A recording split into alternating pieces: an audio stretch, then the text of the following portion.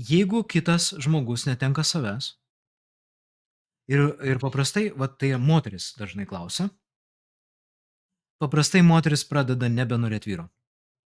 Jinai pradeda jausti nepagarbą ir frustraciją ties savo vyru, nes vyras nelaiko savo jėgos, tai yra berniuko pozicijoj pasitinka moterį.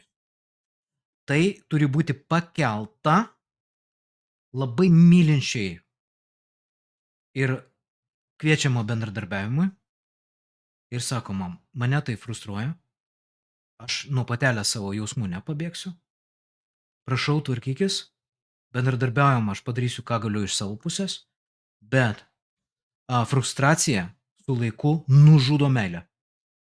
Ir paprasčiausiai, kada reikia jau žinoti, kada reikia nutraukti santykius? Čia kiekvienam žmogui gyventi. Kada nutraukti santykius? Tada, kada dingsta noras, o jisai dingsta su laiku, jeigu partneris netenka savęs, nes pas mus dingsta žvėrinė pagarba į žmogų. Ir mes galim kiek nori gerbti kaip žmonės žmogų silpnesnį, kuris nelaiko jėgos savo, bet kaip patelė ir patinėlis, o yra toksai lygmuo, ir jame yra noras ir nenoras būti. Aš noriu seksualiai to žmogaus. Aš noriu su juo būt. Iš to išauga, aš turiu planus su juo būt. Labai dažnai planas dingsta, kada noro nebėra. O noro nebėra todėl, kad patelė ir patinėlis žiūri kitą, nusižeminusi, praradusi save.